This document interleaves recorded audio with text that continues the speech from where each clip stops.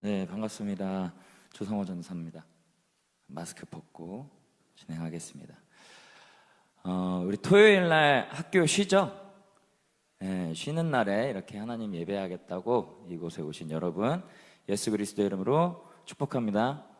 네, 제가 학교 다닐 때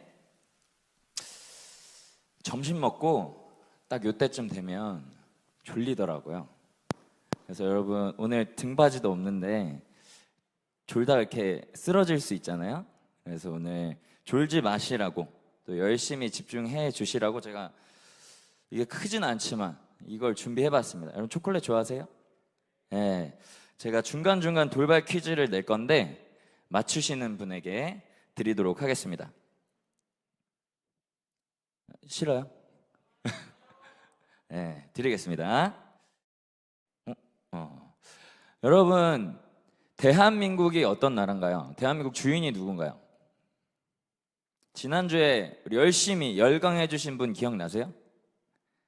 항상 그분 평가가 저분 되게 열심히 해주신다, 이런 평가가 땀 열심히 막 흘리시면서 그분이 아마 대한민국이 누군지 알려주셨을 텐데, 대한민국의 주인은 대한민국 국민이죠. 네, 여러분 대한민국 국민 맞으세요? 네, 여러분들 한 분 한 분이 대한민국이십니다. 그래서 대한민국이 어떤 나라인지, 대한민국이 어떤 정체성을 갖는 나라인지 알게 되면 여러분이 누군지도 알게 되는 줄로 믿습니다. 오늘 바로 알게 되는 그 지혜가 임하길 축복합니다. 자, 복습 첫 판부터 우리 퀴즈를 한번 내겠습니다. 페레로 로쉐를 드릴게요. 제가 항상 이 강의가 세트로 나가거든요. 항상 이 복습을 내드리는데요. 대한민국의 생일, 건국일은 언제일까요? 년, 월, 일을 맞춰주시면 페레로 로쉐 3개짜리를 드리겠습니다. 지난주에 아마 배우셨을 텐데. 친구. 1948년 8월 15일. 정답. 정답. 할렐루야. 맞춰서 다행입니다. 아무도 없을까봐 긴장했어요. 네, 1948년 8월 15일이 대한민국 생일이죠. 하나님의 은혜로 건국된 이 대한민국이 지금까지 은혜로 버텨왔는데 이 거짓말이 판치는 시대가 됐어요. 대한민국 건국 대통령 누구시죠? 이승만 대통령이에요. 근데 이승만 대통령, 건국의 아버지이기 때문에 이승만 대통령을 훼손하면 이 대한민국의 정체성을 훼손할 수 있겠죠. 그래서 이 이승만 대통령에 대해서 거짓말을 하는 분들이 굉장히 많아요. 우리가 흔히 이제 왼쪽에 계신 분들이다 해서 이제 좌파라고 부르는데, 그분들이 7가지나 잘못된 오해를 만들었습니다. 이런 제목들이에요. 뭐 독재자다, 부정선거했다, 뭐 어쩌고저쩌고 이렇게 막 계속 얘기하는데, 오늘 이거 하나하나 다 깨부수도록 하겠습니다. 근데 저에게 주어진 시간이 1시간이기 때문에 최대한 빠르게 할 테니까 집중을 부탁드릴게요. 네, 이렇게 박살내서 우리가 빛을 찾아오도록 하겠습니다. 자, 이거 같이 한번 읽어보겠습니다. 그냥 읽으면 안 돼요. 물음표 3개만큼의 감정을 실어줘야 됩니다. 이승만이 독재자라고 이렇게 읽어주셔야 돼요. 같이 읽겠습니다. 시작. 좋습니다. 질문. 이승만 대통령이 독재자란 얘기 어디서 들어보셨어요? 들어보신 분? 어디서 들어봤어요? 교회에서 들었다고? 교회에서 들으면 안 돼. 학교? 오케이, 학교. 또? 초록새고. 어디? 교과서. 교과서가 그런.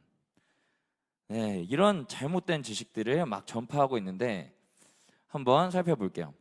독재가 뭔데? 자꾸 독재자래. 같이 한번 읽어볼게요. 네이버에서 퍼왔습니다. 시작.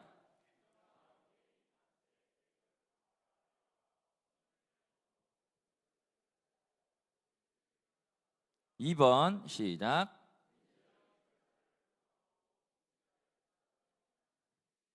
네, 이게 사전의 의미인데 그럼 간단하게 얘기를 하면 이런 겁니다. 자유를 뺏는 거예요. 그런데 뭘 사용해서? 폭력을 사용해서. 그래서 제가 친구 이름 두 명만 빌릴게요. 우리 맨 앞에 우리 친구 이름 뭐예요? 이름 뭐라고? 아, 이놈의 마스크. 정의? 이름이 정이야? 저스티스? 정의. 우리 정의. 우리 옆에 친구?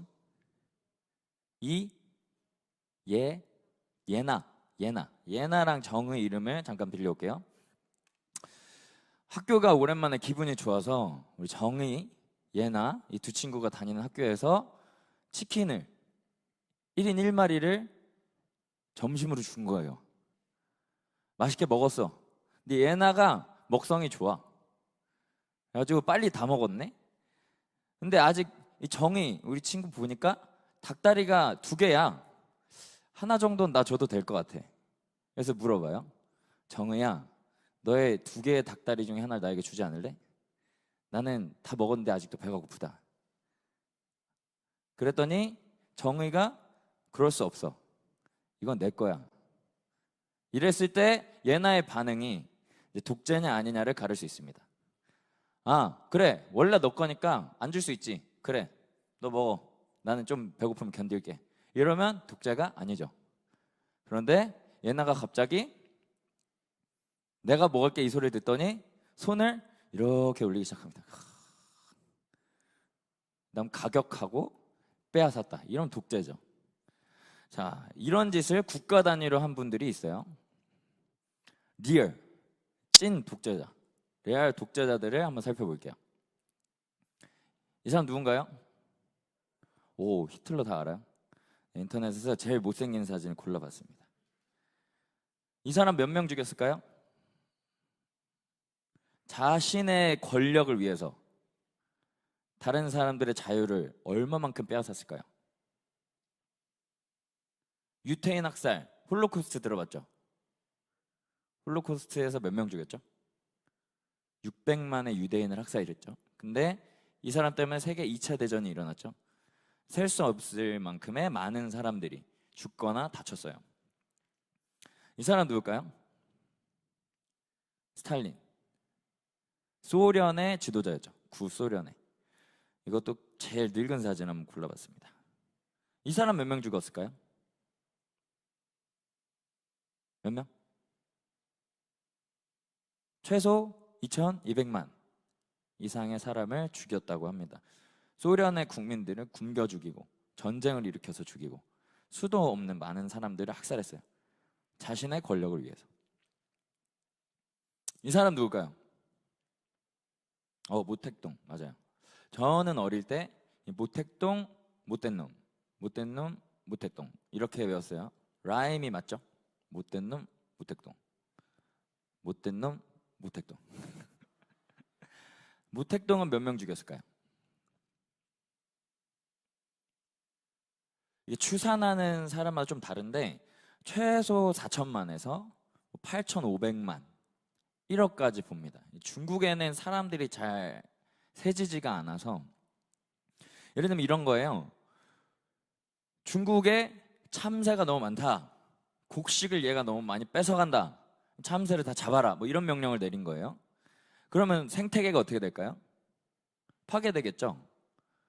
예, 생태계가 다 교묘하게 긴밀하게 연결돼 있으니까. 그래서 농사가 오히려 생산량이 막 줄어들고 이래서 많은 사람들이 굶어 죽었어요. 이런 식으로 광범위하게 죽게 만들기도 했고 직접적으로는 천안문 사태 여러분 들어보셨나요? 천안문 사태라고 중국 천안문이라는 곳에 원래 초창기에 전부 다 공산당이 아니었잖아요. 중국 사람이. 우리는 공산당 안 하겠다. 공산주의 반대한다라는 사람들이 천안문에 모여서 이렇게 시위를 하는데 어떻게 처리했을까요? 그 반대자들을. 탱크를 가지고 가서 그냥 밀어버렸어요. 그게 천안문 사태예요. 잔인하죠? 그런 식으로 폭력으로 다른 사람의 자유를 빼앗은 겁니다. 이건 누굴까요? 네, 다 알고 있죠? 김씨 일가 3부자입니다. 제일 큰 사진. 막 웃고 있는데 이 사람은 무슨 짓을 저질렀죠? 6.25 전쟁을 일으켰죠. 이 사람이 스탈린을 몇 번을 찾아갔을까요? 6.25 전쟁 일으키려고 48번을 찾아갑니다. 여러분 스마트폰 사고 싶어서 엄마한테 쪼르는 횟수도 48번은 안 될 것 같아요. 맞죠?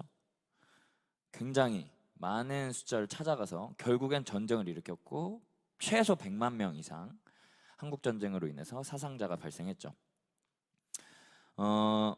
오른쪽 아래 김정일, 이 사람은 무슨 짓을 저질렀죠? 고난의 행군이라는 거 많이 들어보셨을 거예요. 이때 아사한 사람, 굶어 죽은 사람이 몇 명이나 될까요? 북한에 300만에서 400만 정도의 인원이 굶어서 죽었어요. 혹시 여러분 금식기도 해보셨어요?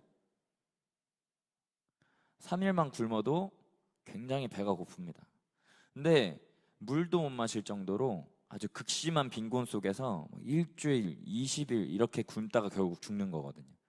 그래서 북한에서는 이게 사람이 너무 못 먹으면 환각 증세가 나타난다 그래요.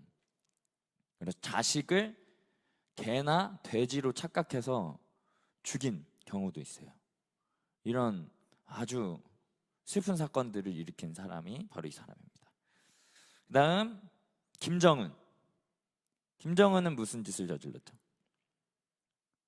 자기의 권력을 유지하기 위해서 이복형을 암살하죠. 독살. 이복형, 김정남이라는 이복형을 독살합니다. 킬러를 고용해서.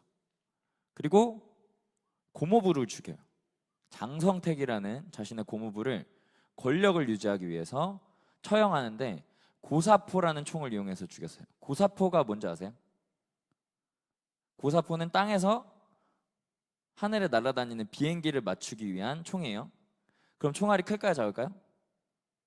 크겠죠? 요만한 걸로 비행기 맞추진 않을 거 아니에요. 맞죠? 총알이 클수록 파괴력이 크겠죠? 그걸 사람을 맞췄으니 형태 자체가 그냥 사라진 거예요. 그래서 그때 당시에 북한에 이런 말이 돌았답니다. 동무 신발만 남고 싶나? 신발만 남은 거.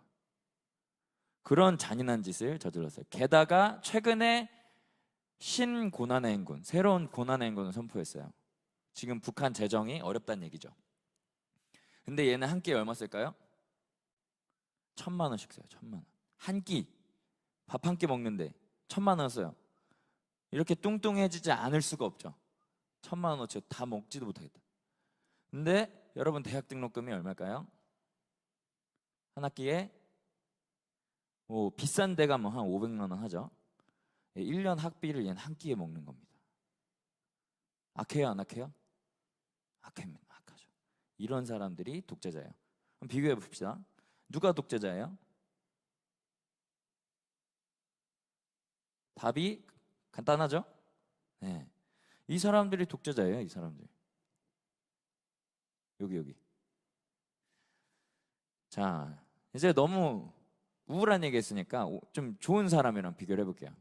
이승만 대통령의 독재자 소리를 들을 뿐이 아니라 오히려 엄청나게 좋은 분이라는 사실을 알려드리겠습니다. 이분 누굴까요? 에이브라함 링컨. 네, 발음 괜찮죠? 에이브라함 링컨.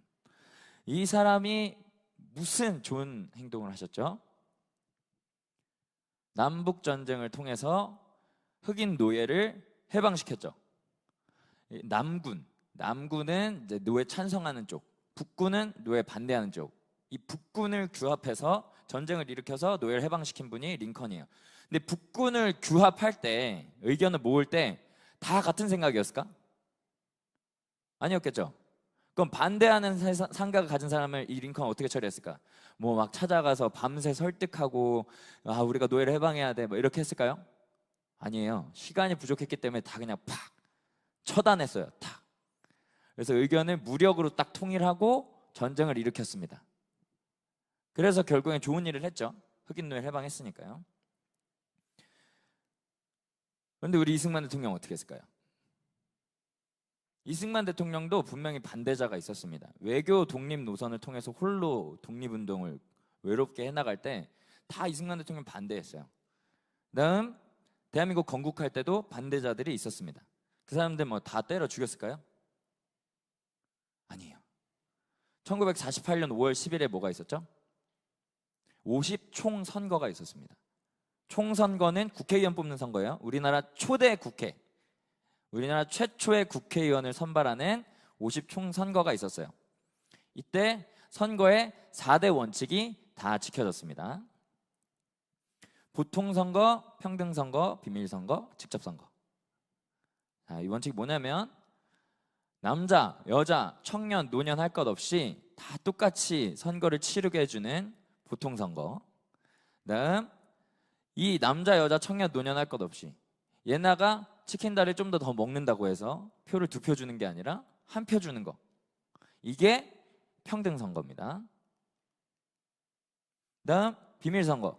여러분은 누구 찍었는지 말하지 않을 권리가 있어요. 아무한테도 보여주지 않고 찍을 수가 있는 거예요. 누구를.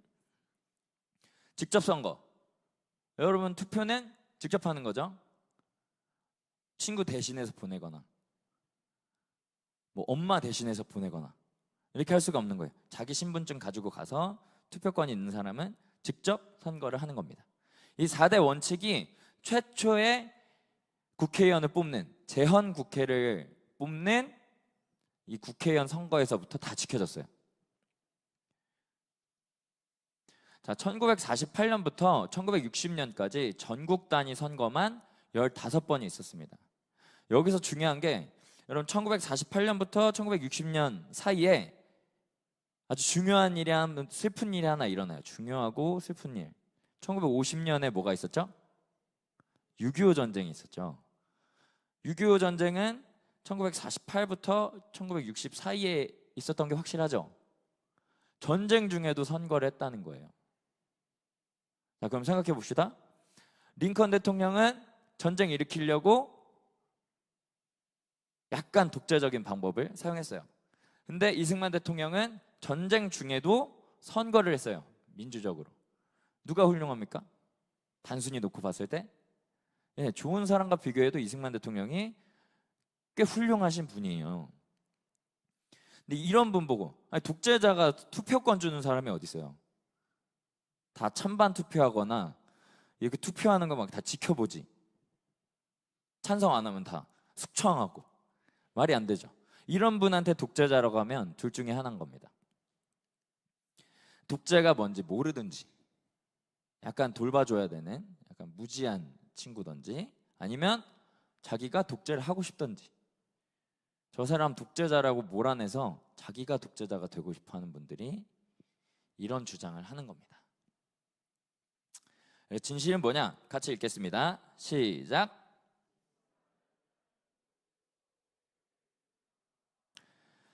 우리나라에서 지금 민주 하시는 분들이 진짜 민주주의를 제대로 만드셨는지 저는 의문이에요. 그런데 대한민국에 진짜 민주주의 제도를 도입한 분은 이승만 대통령인 게 확실하죠. 투표로 국회의원을 뽑게 만들었잖아요. 그리고 그런 제도를 세우셨잖아요. 그러니까 사실은 진정한 민주혁명가는 이승만 대통령이다. 이런 의미로 이런 문장을 만들었습니다. 자, 그러면 두 번째 물음표 3개만큼의 감정 다시 회복시켜 주시기 바랍니다. 읽겠습니다. 시작. 부정선거 했을까요? 일단 부정선거 자체는 있었어요. 3.15 부정선거 아마 많이 배우셨을 텐데 이제 근현대사를 배우는 분들 1960년 3월 15일에 정부통령 선거가 진행이 됐습니다. 이때는 우리나라에 부통령 제도가 있었어요. 부통령 제도. 지금 부통령 있는 나라가 미국이죠. 펜스 부통령 많이 들어보셨었죠? 이제 바뀌기 전에 지금 대통령으로 바뀌기 전에 트럼프 대통령과 함께 활동했던 펜스 부통령 많이 들어보셨을 겁니다. 우리나라에도 방한을 했었기 때문에 이 제도를 이때 당시에는 다 고스란히 가져왔어요. 부통령이 하는 역할이 뭐냐? 대통령이 국정을 수행할 수 없을 만큼 아주 위급한 상황에 있거나 혹은 돌아가셨거나 이런 상황이 벌어지면 대통령의 직무를 대신 수행하는 사람이에요. 근데 이때 이승만 대통령 연세가 80대 중반이었어요. 이때 대한민국 평균 수명이 얼마나 됐을까? 남자 70, 60, 45에서 50 중반 이 정도밖에 안 됐어요. 그럼 이승만 대통령은 장수하신 거예요? 완전 장수하신 거예요? 완전 장수하신 거죠. 그럼 자유당에 있는 사람들이 불안했을까요? 안 불안했을까요? 불안했어요. 이때 당시에 대통령 후보가 이승만 대통령하고 조병옥 후보라는 분이 대통령 후보였어요. 근데 조병옥이라는 사람이 이때 딱 선거 전에 이 몸에 이상이 생겨서 미국으로 가서 수술을 받으려고 갑니다. 갔는데 선거를 한 달 앞두고 심장마비로 돌아가세요. 자, 그러면 대통령 후보가 두 명이었어요. 근데 한 분이 돌아가셨네. 그럼 후보가 몇 명이죠? 한 명. 2 빼기 1은 1이죠. 그러면 부정선거 할 필요 있을까요? 없을까요?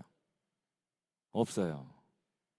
근데 아까 이승만 대통령을 자유당 사람들이 불안해했다 그랬죠. 이때 자유당 부통령 후보가 이기붕 이분이었고, 민주당 자유당의 반대편 이분이 장면이었는데, 둘 중에 누가 인기가 많았을까요? 장면이 인기가 많았어요. 장면 후보가 인기가 많으니까 이승만 대통령이 나이 많아서 불안한 자유당이 이기붕 이 후보가 질 것 같네? 그러면 더 불안할까요? 아니면 막 안심이 될까? 평안하라 이럴까요? 불안하겠죠. 그래서 부정선거를 계획합니다. 이렇게 가요. 막 4대 원칙을 다 깨요. 선거를 하는데 막 가서 쳐다봐요. 누구 뽑는지. 그리고 투표용지에 장면이 더 많을 것 같으면 투표함을 바꿔버려요. 이런 짓을 저질렀습니다. 이거를 국민들이 알게 되고 나서 일어난 일이 4.19 혁명입니다. 학생과 시민들이 이 부정에, 이 불이함에 분노해서 일어나서 혁명을 해요. 막 시위합니다. 이때 막 폭동이 일어난 것처럼 시끄러워지기 전까지 이 일을 이승만 대통령이 몰랐어요. 왜 몰랐을까요? 사람들한테 다 둘러쳐져서 이승만 대통령이 이때쯤 이제 총기가 많이 사라지고 나이가 많으시다 보니까 막 이제 옛날처럼 활발하게 활동을 잘 못하신 부분이 있어요. 그래서 부하들이 해주는 보고만 듣고 계신 거예요. 그걸 이제 사람들의 장막 속에 가려졌다 이렇게 표현합니다. 인의 장막이 그런 뜻이에요. 그래서 막 몰랐는데 나라가 너무 시끄럽네.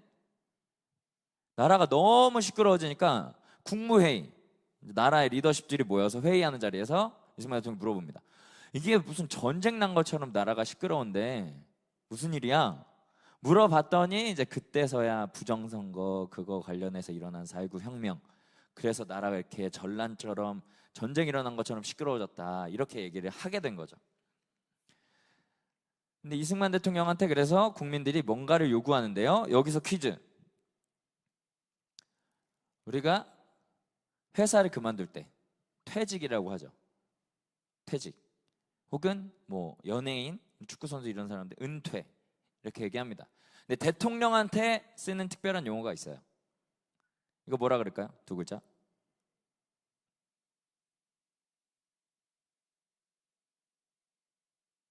알 수 있어. 잘 생각해봐. 큰 소리로? 뭐라 그랬어요? 안 들려. 뭐라고?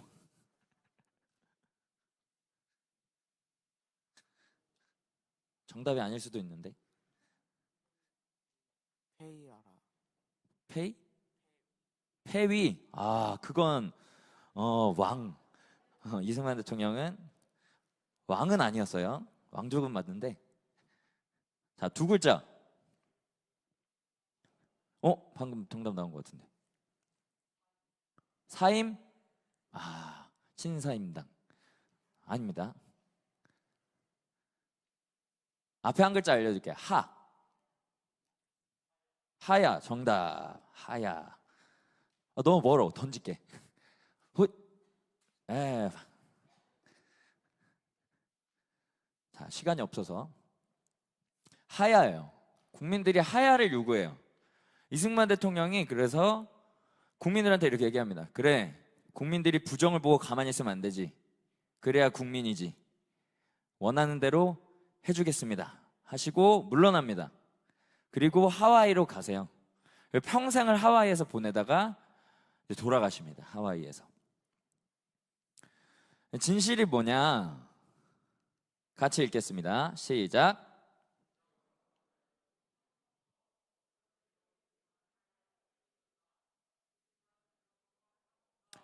네, 부정선거는 부통령 선거에서 일어났죠. 그럼에도 불구하고 책임을 지기 위해서 국민의 요구대로 이승만 대통령은 하야했습니다. 이승만 대통령이 그러면 부정선거 한 적 있다 없다? 없다. 3.15 부정선거란 사건은 있었지만 이승만의 부정선거는 잘못된 말이다. 이겁니다. 자, 다시 한번 읽겠습니다. 시작. 도망칠 일이 언제 생길까요? 1950년 6월 25일 전쟁이 일어납니다. 자, 여기서 퀴즈. 이건 초콜릿은 없어요. 전체로 한번 손들어 볼게요. 6.25 전쟁은 남침일까요? 북침일까요? 남침. 북침. 아, 주여. 평생 안 까먹게 알려드릴게요. 자, 여러분의 손가락으로 친구의 뒤태를 봤을 때 이런 충동을 느낀 적이 있습니까? 없습니까? 요즘에도 이런 짓을 하는지 모르겠는데 저 어릴 때는 돌격한 적이 많이 있어요. 이놈의 정신을 깨워줘야겠다. 그럴 때 제 손가락이 친구의 똥꼬로 들어가잖아요. 이걸 똥침이라고 불러요? 손침이라고 불러요? 똥침이죠. 맞죠? 똥꼬가 침략을 받은 겁니다. 침략받은 게 누구예요? 남한이죠. 남한이 침략을 당한 겁니다. 아시겠죠? 북한의 기습 남침이었죠. 남쪽으로 쳐들어왔어요. 평생 안 까먹겠죠? 똥침을 한 번이라도 해봤으면 평생 안 까먹을 겁니다. 북한이 이때 쳐들어왔는데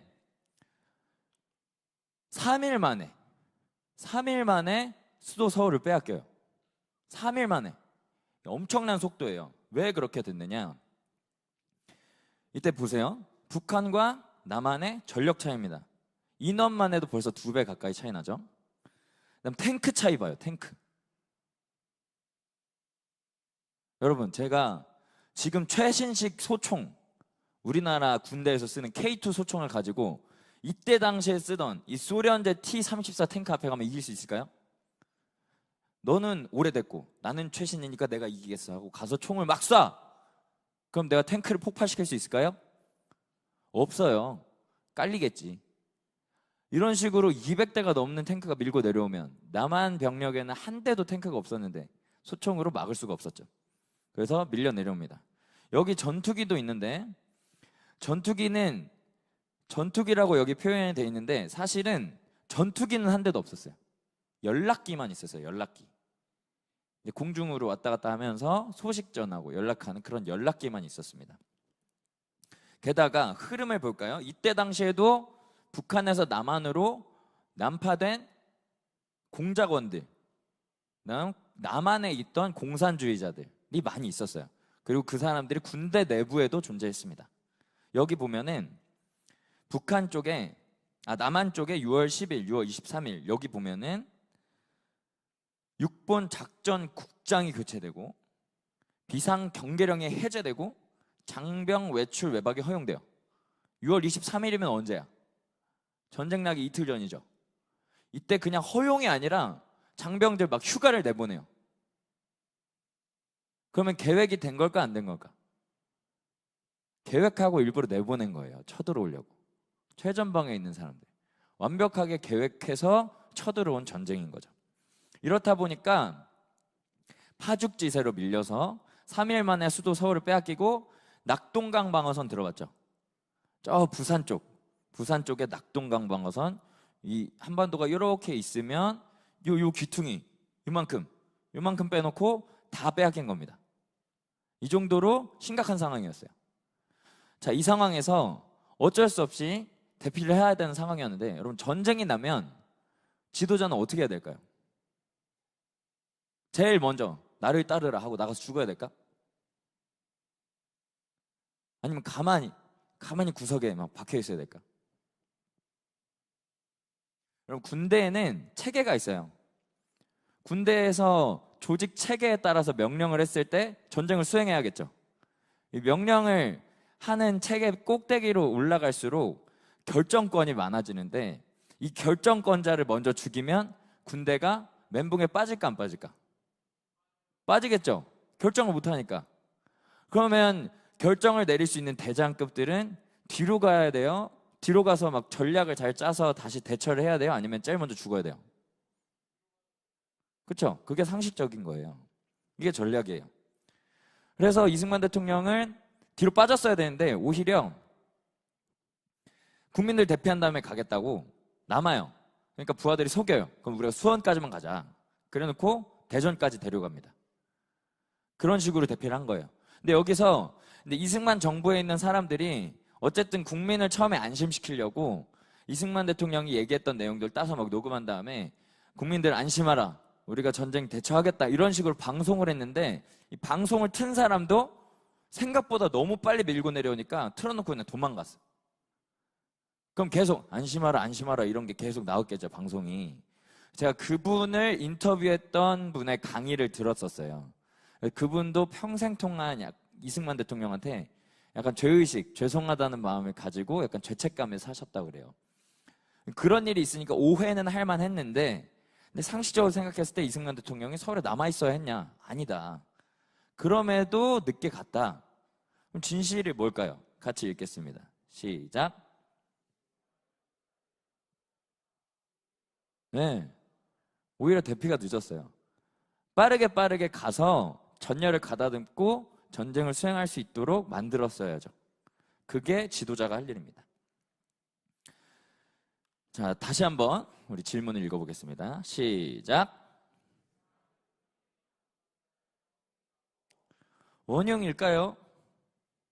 꼭 이승만 대통령 때문에 분단됐다고 하는데, 그분들이 근거로 삼는 게 이거예요. 1946년 4월 6일에 이승만 대통령이 정읍 발언이라는 걸 해요. 이때 무슨 얘기를 하냐면, 남한이라도 단독으로 공산주의가 아닌 정부를 세워야겠다, 이 얘기를 합니다. 이걸 가지고 남북 분단이 이승만 때문에 됐다, 이렇게 얘기를 해요, 사람들이. 이게 맞는 말일까? 여러분 날짜를 잘 봐요. 1946년 4월 6일이에요.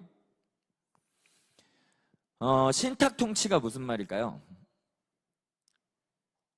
강대국이 약소국을 너네 힘 생길 때까지 대신 다스려 줄게. 이게 신탁 통치예요.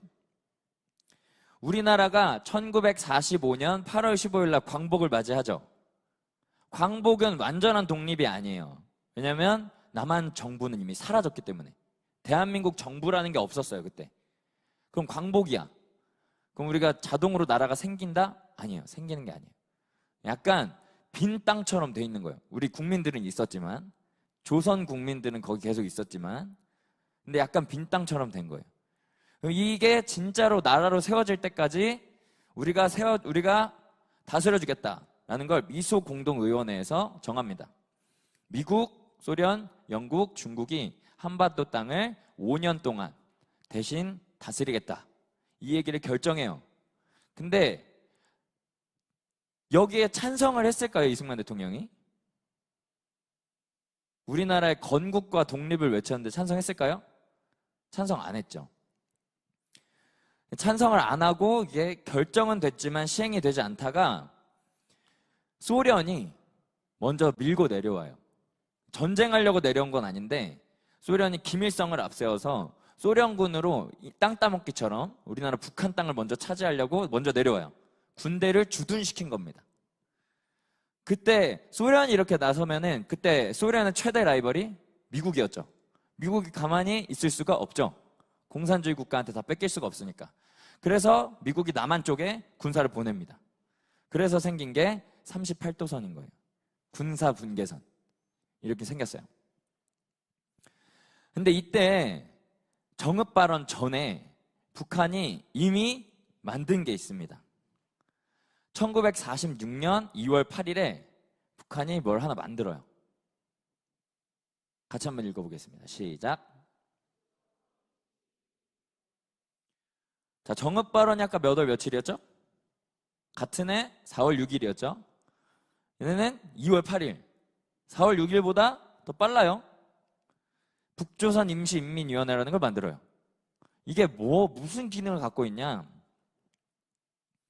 1946년 2월 8일에 만들고 1946년 2월 22일쯤에 김일성이 이런 얘기를 합니다. 우리나라에도 드디어 중앙정권기관이 생겼으니 너무 기쁘다. 하하하. 이래요. 이러면 일단은 나라라고 언급을 해요. 중앙정권기관 있었어요. 군대 있었어요. 군대. 소련의 지원을 받아서 전력이 막강한 군대가 있었어요. 법이 있었어요. 북한에 뭔가 법이 없을 거라고 생각하는데 헌법이라는 게 있습니다. 북한에도.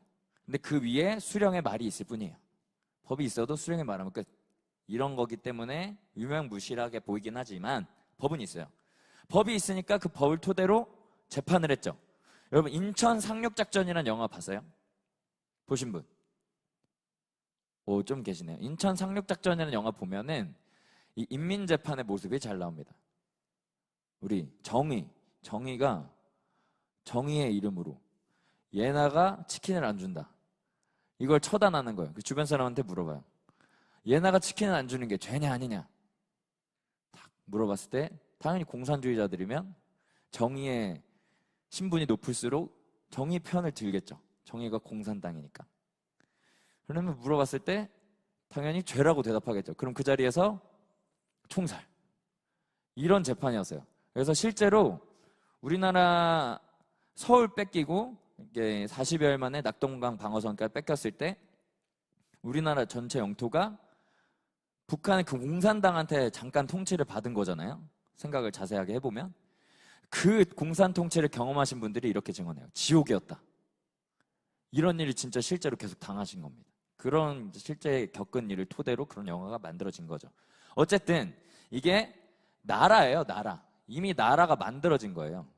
근데 유엔이 신탁 통치 안 하려면 이제 그 국가 강대국들이 신탁 통치가 그렇게 싫으면 너네가 단독 정부를 빨리 세워라 투표해서. 근데 이미 국가가 돼 있는 얘네가 우리랑 같이 투표를 할 필요가 있을까 없을까? 없죠. 할 필요가 없어요. 국가의 기능이 이미 막강해. 소련 도움 받아서 이미 막강한 전력을 갖춰놨어요. 그러면 이제 전쟁만 일으키면 남한을 흡수할 수 있을까 없을까? 이때 전력상으로는 충분히 흡수 가능했거든요. 그걸 생각하고 있었던 거야, 김일성은. 그러니까 당연히 투표에 나서지 않죠. 그래서 이승만 대통령이 그런 발언을 한 겁니다. 2월 8일 날 이미 북조선 임시인민위원회가 만들어진 걸 알았기 때문에 남한이라도 공산주의가 아닌 자유민주주의 국가를 세워야 된다. 남한의 단독 정부라도 세워야 된다. 라고 얘기를 한 거예요. 그럼 분단 책임이 누구한테 있는 거야? 김일성한테 있죠. 오히려 이승만 대통령은 남한 단독 정부 얘기한 후에도 6.25 전쟁이 일어난 후에도 계속해서 북진 통일을 외쳤어요. 북진 통일은 북한에 있는 지역까지 우리가 다 자유민주주의로 저들에게 자유를 줘야 된다라는 뜻으로 외쳤던 통일이에요. 일례로 미국이랑 소련은 중간에 휴전을 하려고 그랬어요. 근데 이승만 대통령은 북진 통일을 해야 되기 때문에 계속 전쟁해야 된다. 휴전하면 안 된다라고 얘기를 했어요. 그래서 우리나라에 반공포로라는 분들이 있었어요. 공산주의를 반대하는 공산주의 진영에 있던 포로들이에요. 막상 잡아와서 막 교육하고 이러니까 이제 공산주의를 반대하게 된 거야. 그래서 이분들이 휴전을 하게 되면 북한으로 보내야 되거든요. 가면 죽을까 살까? 죽는 거예요. 너네 자유민주주의 물들었다고 다 죽일 겁니다. 그래서 이승만 대통령이 보낼 수 없다 하면서 그냥 석방시켜버려요. 근데 석방시키는 과정 중에 미군이 막 다 지키고 있으니까 미국에 이런 기사가 떴어요. 한국군이 정체불명의 붉은 가루를 미군의 눈에 뿌려서 미군을 제압했다. 이런 얘기가 있었어요. 정체불명의 붉은 가루 뭘까? 고춧가루 누구예요? 정답. 고춧가루 뿌려버렸어요. 고춧가루. 그렇게 해서 방공포로를 석방합니다. 그런 식으로까지 할 정도로 이승만 대통령은 끝까지 북진 통일을 외쳤어요. 그 결과 우리나라가 38도선을 넘어서 북한으로 진격한 적이 있는데 그게 10월 1일이에요. 이날 우리가 뭐라고 부르죠? 국군의 날. 맞습니다. 그날이 국군의 날이에요. 그 국군의 날을 기념할 정도로 이승만 대통령은 강력하게 북진 통일을 끝까지 외쳤습니다. 그래서 어디까지 올라갔냐? 대한민국 이렇게 있잖아요. 그럼 요 압록강 요 중간쯤, 국경선 요 중간쯤, 여기가 초산 지역이에요. 그래서 우리나라 국군이 가서 이 초산 지역에서 압록강 물을 수통에 뜨는 사진이 전쟁기념관에 있어요. 그 정도로 우리가 거의 회복을 했거든요. 근데 여기서 누가 쳐들어와요? 못된 놈이 쳐들어와요. 모택동. 중공군. 중국의 인해전술 들어봤어요? 사람이 막 파도처럼 몰려오는 거야. 사람이 총알보다 많아. 총알 다 쏘도 안 죽어. 계속 와. 그러니까 밀려요. 쭉쭉쭉 밀려서 결국 38선까지 다시 밀려납니다. 끝까지 이런 상황에서도 이승만 대통령 북진통일을 외쳤다. 진실이 뭐냐? 같이 읽겠습니다. 시작.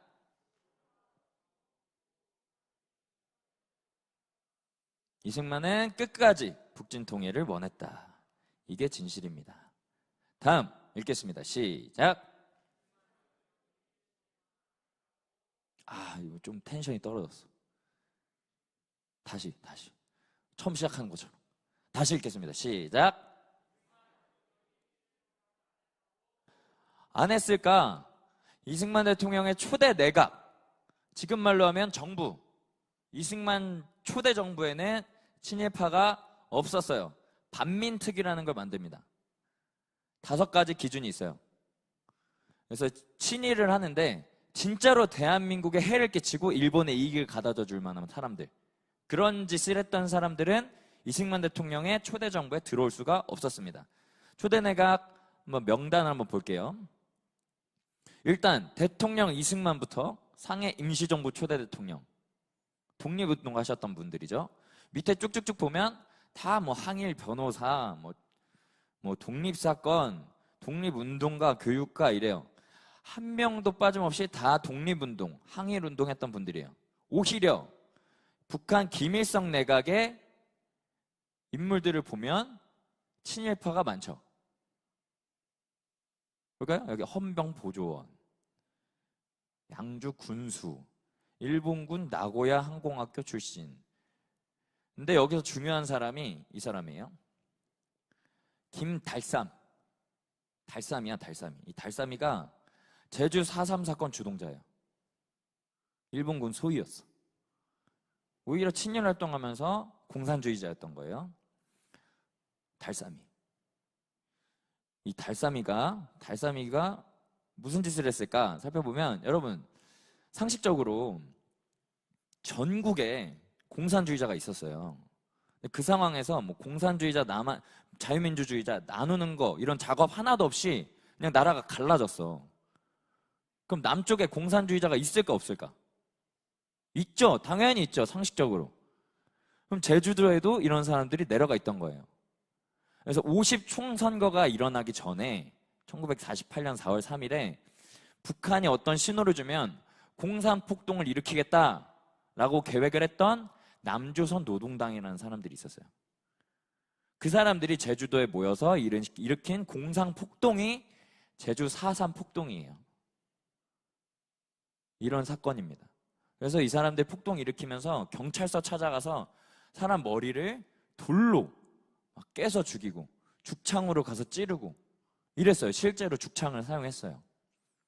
이렇게 해서 군대와 경찰을 공격한 사건이에요. 그런데 이 제주 4.3 기념관 가면 완전 정반대로 속입니다. 경찰들이 이승만 대통령의 지시를 받아서 선량한 시민들,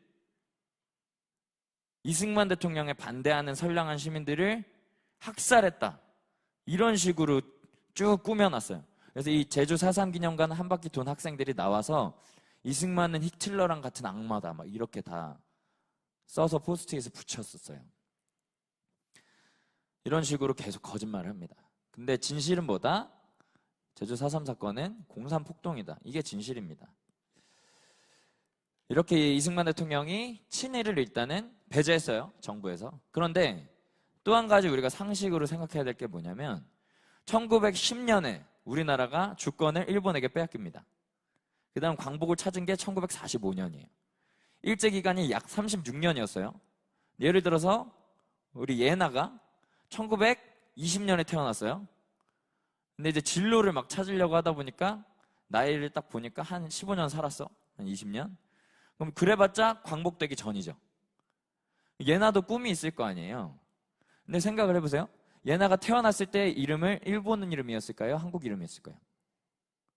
일본 애들이 이름을 다 바꿔버렸죠. 일본 이름이었을 거예요. 근데 말은 또 어떤 말 썼냐? 일본말 썼겠죠. 왜냐면 그때 당시에 일본이 우리나라가 원래 일본에 속해 있었는데 나갔다가 이제 다시 회복시킨다. 너네 원래 일본이었다. 조선이란 나라는 없다. 이런 식으로 역사를 왜곡하고 있었어요. 그런 역사 왜곡 교육을 받으면서 일본 이름 갖고 일본말 계속 썼어. 그러면 얘나는 본인을 일본 사람이라고 생각했을까? 한국 사람이라고 생각했을까? 일본 사람이라고 생각을 했겠죠. 그래서 취직을 할 때 그럼 어디로 취직을 해야 되냐? 공무원이 막 되고 싶은 거야. 나는 공무원이 돼서 사람들 공무를 도와주는 사람이 되고 싶다. 뭐 이런 생각 갖게 됐어. 근데 이 공공기관이 다 일본이야. 어디 취직해야 돼? 일본에 취직을 해야죠. 그럼 이걸 친일이라고 해야 됩니까? 이런 사람들이 한두 명이 아니었을 텐데. 사실은 친일 청산이란 말이 안 되는 거예요. 어디까지가 친일인데? 다 죽일 수는 없잖아요. 그래서 이승만 대통령이 인재가 부족하니까 이때 당시에 문맹률이 얼마였을까요? 문맹은 글을 못 읽는 거야. 예를 들어서 공무원이 글을 못 읽어. 그러면은 주민등록 등본 누가 떼줍니까? 주민등록 등본을 그림으로 설명해. 우리 엄마 이름, 우리 엄마 얼굴, 우리 아빠 얼굴, 내 얼굴. 그럼 다 다를 거 아니에요. 그림 잘 그리는 사람만 구분되겠다. 글을 알아야죠. 그러니까 인재가 부족했어요. 조선 사람들이 제대로 교육을 받지 못하는 상황이었기 때문에 나라가 제대로 돌아가게 하기 위해서는 일본을 통해서 교육을 받은 사람들이 먼저 먹고 살 수 있게, 나라가 먼저 발전할 수 있게 각계각층에서 일을 하게 했어요. 그렇게 했어야지 우리나라가 잘 살 수 있는 상황이었어요. 그런 상황에서도 이승만 대통령이 친일은 아주 나쁘게 생각했기 때문에 초대 내각까지는 구분을 지은 겁니다. 그럼 이승만 대통령의 나름대로 국민을 생각하면서 친일 청산한 거예요, 안 한 거예요? 한 거죠. 근데 왜 자꾸 친일 하면서 이승만 대통령 나쁜 사람을 몰아가냐? 이게 소련과 북한이 친일 프레임을 씌우는 거예요. 어떤 프레임일까? 그들이 말하는 친일은 반공인 거예요. 반공. 나라가 통일되고 나서 한 정부로 세워지고 나서 어쨌든 공산주의자들은 계속 전 세계를 공산주의로 만들고 싶어 했잖아요. 그런데 이승만 대통령이 자꾸 공산주의는 안 된다 그러는 거야. 공산주의랑은 1도, 0.1도 섞이면 안 된다. 이런 식으로 강력하게 공산주의를 반대하던 사람이었어요. 이승만 대통령이. 그럼 이 사람이 눈엣 가시였을까? 아닐까? 눈엣 가시였겠죠. 저 사람 처리하고 싶은 거야. 그런데 저 사람 공산주의 반대하니까 나쁜 놈이다 하면은 국민들이 찬성하지 않을 수가 있잖아요. 많은 국민들이. 그래서 저 사람 친일파다. 이런 식으로 프레임을 씌운 거예요. 우리나라에서 일본 좋아하는 사람들이 굉장히 드물죠. 뭐 일본 만화, 뭐 일본 문화, 일본 여행은 좋아해도 우리나라가 일본이랑 축구하면 누구 응원해요? 일본 응원해요? 일본 응원해요? 아니죠. 한 명도 없어요. 우리나라 사람이면. 그런 상황이니까 친일로 몰면 우리나라 사람들이 이승만 대통령을 다 싫어할 수가 있겠죠. 그래서 프레임을 씌운 겁니다. 진실이 뭐냐? 같이 읽겠습니다. 시작.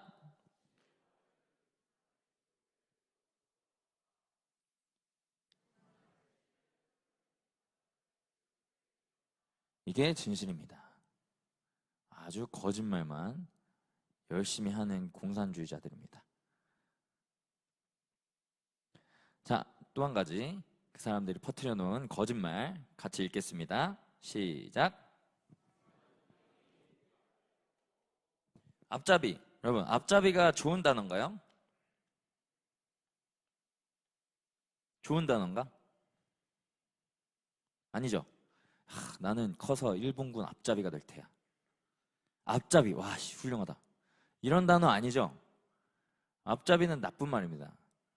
옛날에 뭐 야인시대 여긴 다 모를 것 같은데 미와라는 일본군 순사가 있었는데 그 사람을 앞잡이로 일했던 막 그런 스토리들이 있어요. 그래서 이제 일본 앞잡이, 일본 순사 앞잡이 이런 말이 많이 붙고 거기서 앞잡이라는 단어가 많이 사용돼요. 그러니까 좋은 단어가 아니에요. 이승만 대통령이 미국의 앞잡이다라는 말은 막 일본 순사 앞잡이처럼 미국 앞에 서가지고 미국 등에 업고 나쁜 짓 했다 이런 거예요. 이런 말이야. 좋은 말이 아니에요. 근데 어땠냐? 이승만 대통령이 실제로 친미주의자는 맞아요. 미국이랑 친하게 지내야 된다. 이건 맞아요. 왜 그랬을까? 이승만 대통령의 한성 감옥 이야기 다들 아시죠? 한성 감옥 이야기에서 이승만 대통령이 감옥에서 막 사람들 콜레라 걸리고 막 이랬을 때 약 주고 막 간호하고 이런 스토리가 있잖아요. 그때 그 약 누가 갖다 줬을까요? 미국 선교사. 그리고 이승만 대통령이 감옥 안에서 책 읽고 간수들 막 가르쳐 주잖아요. 그 책 누가 갖다 줬을까? 미국 선교사. 그럼 이승만 대통령이 미국을 좋아할 수밖에 없을까요? 완전 좋아할 수밖에 없을까요? 완전 좋아했지. 그리고 이승만 대통령이 자유민주주의를 어디서 배웠을까요? 배제학당에서 배웠죠. 이승만 대통령이 처음에는 어머니 아버지와 다른 종교를 따를 수 없다 해서 처음은 기독교가 아니었어요. 그런데 배제학당에 영어 배우러 가자는 말 듣고 가서 자유민주주의를 배우죠. 그러다가 이제 나라 뒤집겠다고 해서 항상 감옥 가긴 했는데 어쨌든 여기서 자유민주주의, 자유의 가치를 배웁니다. 그러니까 미국을 좋아했어요, 이승만 대통령이. 근데 미국이 마냥 좋은 나라였냐? 아니에요. 이때 전 세계가 이런 상황이었어요. 다 빨간색이죠. 빨간색은 공산주의, 파란색은 자유민주주의. 미국에서도 이런 말이 나왔어요. 그 정도로 공산주의 물결이 강력하니까 그래, 왼쪽에 있는 너 공산주의, 오른쪽에 있는 이 자유민주주의 좋은 점만 합쳐서 해보자. 같이 잘 해보자.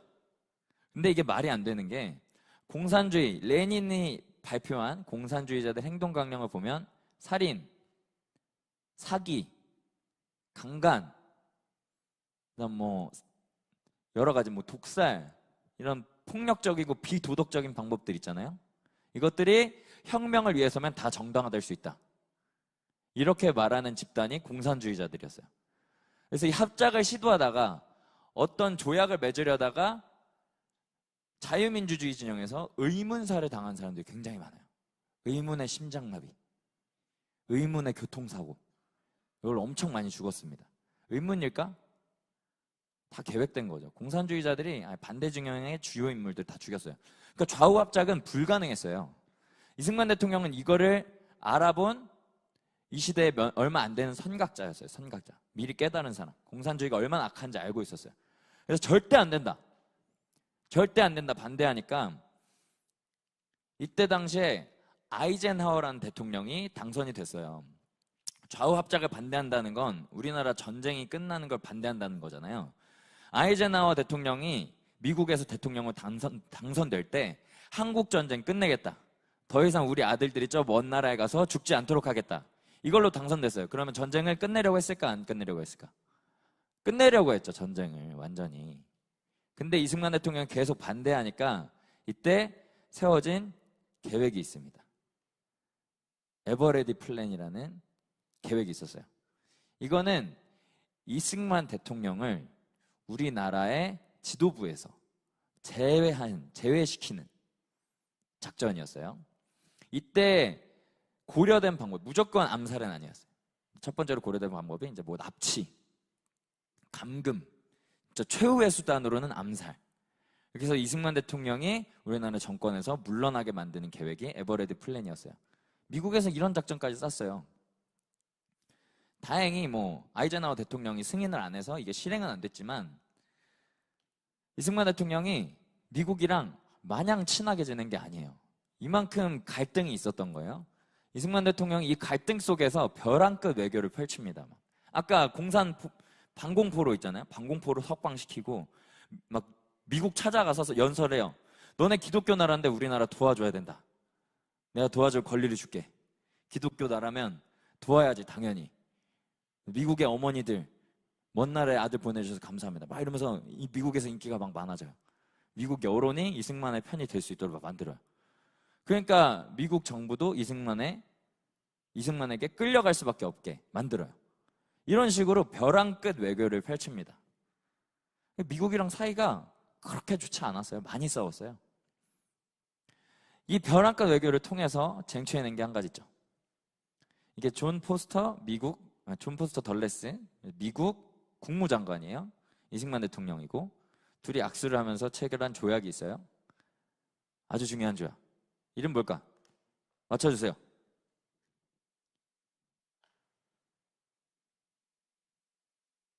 여덟 글자. 막 입에서 맴도는 그거야. 얘기하면 돼. 손 들고. 앞에 두 글자만 알려줄게. 한미. 두 글자 더. 상호.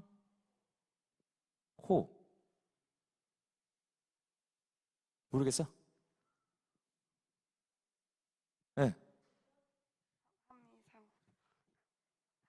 텔레파시로는 안 돼. 제가. 말로 해야 돼. 한미 상호 방위 조약. 오, 정답. 오, 박수. 엄청 중요한 걸. 자, 제가 1시간 전에 파리바게뜨에서 한 겁니다. 한미 상호 방위 조약. 이거를 쟁취해낸 겁니다. 이승만 대통령이. 이거 덕분에 우리나라가 경제 발전까지 이룰 수 있었던 거예요. 미국이 우리나라를 지켜주니까 우리나라가 방호, 우리 국방에 쏟아낼 모든 신경까지 경제 발전에 다 쏟아서 우리가 이렇게 빠른 시간 안에 경제 발전을 이룰 수가 있었던 겁니다. 진실이 뭔가? 읽겠습니다. 시작.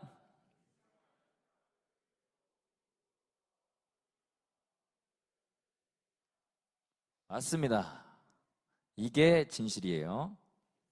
미국이 그냥 해준 게 아니에요. 이게 전 세계 최초, 앞으로도 없을 거야. 강대국이 약소국보다 불리한 조건으로 조약을 취해준 거. 이거밖에 없어요. 이거예요, 이거.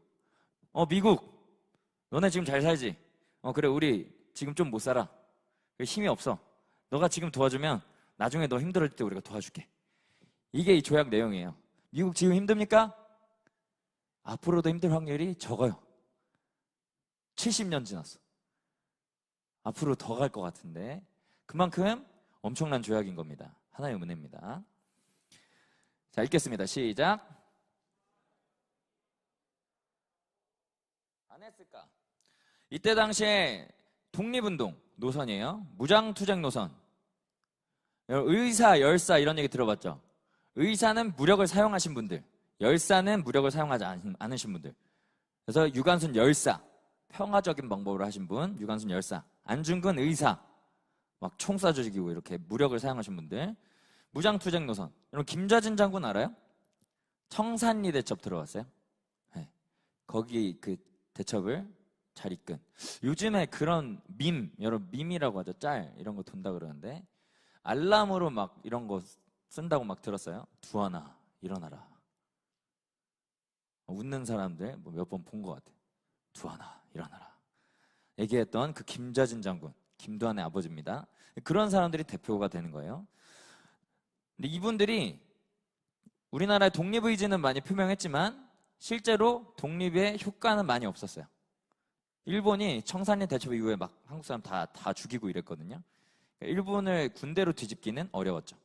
실력 양성. 우리가 일본군 밑에 있지만 그 안에서 우리가 실력을 키워서 언젠간 독립을 이뤄내자. 이런 거였어요. 이것도 실제적인 효과는 별로 없었어요. 그다음 외교 독립 노선. 이거 누구였을까? 이승만으로 대표되는 이승만 박사가 주로 이끌었던 외교 독립 노선이에요. 이승만 대통령이 이때 미국 찾아가서 막 이런 거 가르쳐 준 거야. 우리나라 어떤 나라인 줄 알아? 너 거북선 알아? 거북선? 우리나라 거북선 만든 나라야. 배를 이렇게 잘 만든 훌륭한 나라지. 너 금속 활자 알아? 금속 활자 유럽보다 우리가 더 먼저 만들었어. 이런 거를 막 가르쳐 주고 다녔어요. 이러면서 친해진 게 이때 이승만 대통령이 워싱턴, 하버드, 프린스턴 나오면서 그때 미국에서 활동한 거예요. 여기서 학사, 석사, 박사 5년 만에. 이때 미국 애들도 그 똑똑한 애들도 11년 걸리는 거 5년 만에 마친 거예요. 하나님 은혜가 있었어요. 이승만 대통령이 똑똑하기도 하지만 막 타이밍이 탁탁탁 맞았어요. 그렇게 활동하면서 이 메가더 장군을 만난 거예요. 학교 동문은 아닌데 만나봤더니 두 가지 공통점이 있는 거예요. 첫 번째는 독실한 기독교인. 이때 인천 상륙작전 통해서 서울을 되찾았을 때 이때 주기도문으로 하나님께 영광 돌리거든요. 그럴 정도로 독실한 기독교인. 그 다음 반공. 공산주의 엄청 싫어했어요. 이 두 가지로 엄청 친해졌죠. 아까 존 포스터 덜레스 미국 국무장관 악수하면서 한미상호방위조약 맺었던 분. 이분은 워싱턴에서 같이 기숙사 썼어요. 그리고 프린스턴에서 박사할 때 논문도 같이 하고 아주 절친이 됐죠. 그때. 벤 플리트. 이거는 미 8군 사령관인데 이승만 대통령을 아버지처럼 따랐어요. 우리나라 도와주러 미군 끌고 온 미국 사령관이 이승만 대통령 말을 잘 들어. 이거 좋은 거죠. 엄청 도움이 됐겠죠. 전쟁 치르는데. 자, 그래서 진실이 뭐냐? 같이 읽겠습니다. 시작. 인맥으로 됐다. 당연히 하나님의 은혜지만 이승만을 하나님이 사용하시면서 하나님 붙여주신 이승만의 친구들로 하나님께서 우리나라를 건국시켜 주셨다. 이게 진실입니다. 또 읽겠습니다. 시작.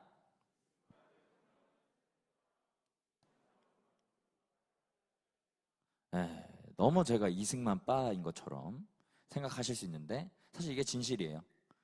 우리나라 지금 지폐 보세요. 지폐. 이게 대한민국 지폐야? 조선 지폐야? 미국 지폐에는 미국 건국의 아버지들이 나와 있습니다. 근데 우리나라 지폐는 아직도 조선 사람들만 나와 있어요. 지폐만 보면 우리는 아직도 조선이에요. 뭐 바뀌기는 어렵겠지만 개인적으로 신권이 나오면 이승만 대통령 얼굴이 바뀌면 좋겠다 이런 생각을 해봅니다.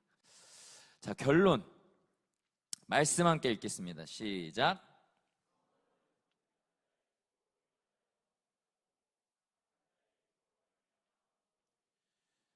네, 지금 우리나라는 악한 자의 입으로 많이 무너졌어요. 악한 자의 입이 뭘까요? 거짓이 가득하고 사기치고 나라를 망하게 만드는 이런 악한 입인 거죠. 악한 자의 입들로 우리나라가 이 지경이 됐습니다. 악한 자들이 정권을 차지했어요. 그런데 정직한 자의 축복이 있으면 성읍은 다시 진흥합니다. 다시 잘 살게 되는 거예요. 그래서 오늘 이 시간 여러분들이 이런 정직한 자의 입들이 되주시기를 예수 그리스도의 이름으로 축복합니다.